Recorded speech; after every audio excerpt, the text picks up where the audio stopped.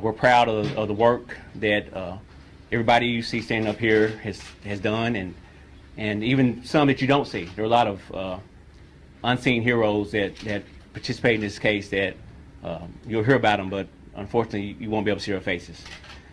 I also want to thank the clerk's office for allowing us to use their space, and I'm told this is the first time that the Marshal Service has held a press conference in this space, so I think this is certainly fitting and proper that we do this. So we're going to give you a few updates in this investigation. So as you know, the U.S. Marshal Service is the federal government's primary agency for fugitive investigations.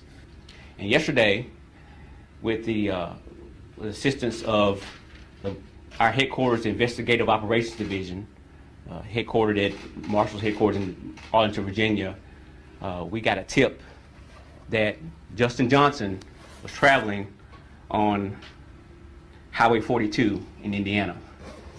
So we contacted the Great Lakes, U.S. Marshals Great Lakes Regional Fugitive Task Force and asked for their assistance.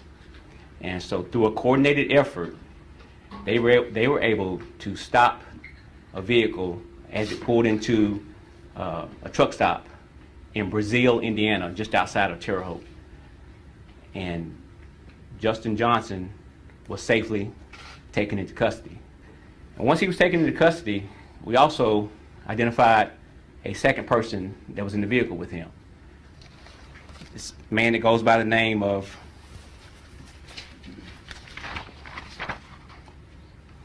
Shondale, I'll spell his name S-H-O-N-D-A-L-E, Barnett, B-A-R-N-E-T-T. Shondale Barnett, date of birth is February 6, 1994. He's originally from Memphis but lives in Dallas. Shondale Barnett is a person who we believe was providing assistance to Justin since we've been looking for him. And he now faces charges of accessory after the fact to first-degree murder. Now, Justin Johnson, on the other hand, he was transported to the Knox County, Indiana jail. And he was booked on a violation of federal supervised release. He went before a federal magistrate in the Southern District of Indiana this morning at 11:30. He waived his identity hearing and he waived his bond hearing. So in essence, he has agreed to come back to face the federal supervised release charges in the Western District of Tennessee. And he will go before a judge in this building, go before a federal magistrate and have an initial appearance on that charge. Good afternoon. So what I'll do is provide just a bit of a summary of the MPD's work towards this particular case and the apprehension of these two wanted individuals. So on Wednesday, November 17, 2021, at approximately 12:24 p.m., Memphis police officers responded to a shooting at 2370 Airways Boulevard, Makiba's Homemade Cookies. Upon arrival, officers located 36-year-old Adolph Thornton Jr., known as Young Dolph, suffering from multiple gunshot wounds. Thornton was pronounced deceased on the scene by Memphis Fire Department personnel. After an exhaustive investigation by MPD staff, investigators, and supervisors, many who are in this room right now, 23-year-old Justin Johnson and 32-year-old Cornelius Smith were apprehended. Justin Johnson, who is a wanted person of interest in the murder of young Dolph, Adolph Thornton, is now in custody, thanks to the Marshal Service and their dogged, relentless, and unwavering commitment to getting this individual off the street.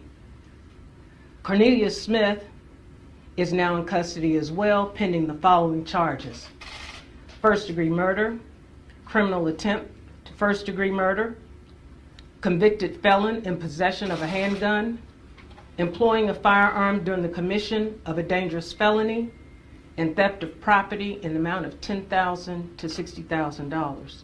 Thank you to our citizens and to the public for trusting the Memphis Police Department and utilizing our Crime Stoppers Anonymous tip line. This is an ongoing investigation. Thank you very much. And at this particular time, I'd like to ask our District Attorney General Amy Wyrick for remarks. Good afternoon. As you have heard, the list of people and the energy involved in the work dedicated to apprehending these two individuals has been limitless. This case will be handled in the District Attorney's Office by 3 of our ADAs, Paul Hagerman, Austin Schofield, and Joey Griffith, who are assigned to our Crime Strategies and Narcotics Prosecution Unit.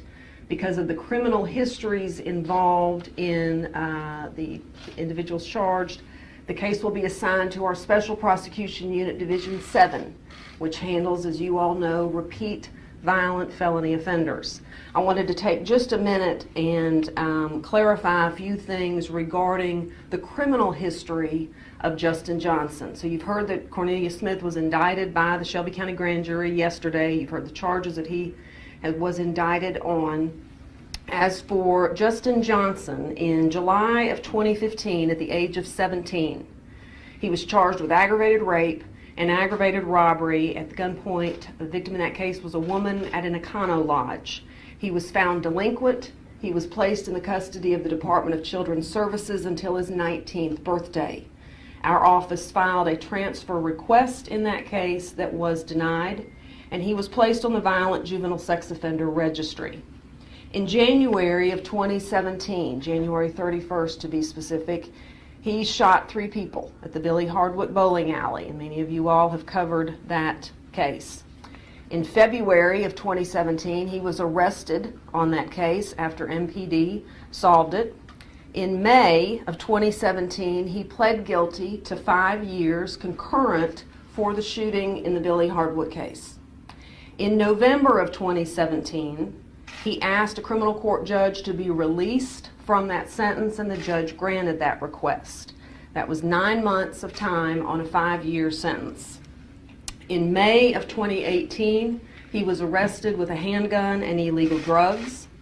The next day, he posted a $7,500 bond. A week later, he was arrested for violating the conditions of his probation with the new gun and the new drug case. 3 days later, he posted a $15,000 bond on that violation of probation.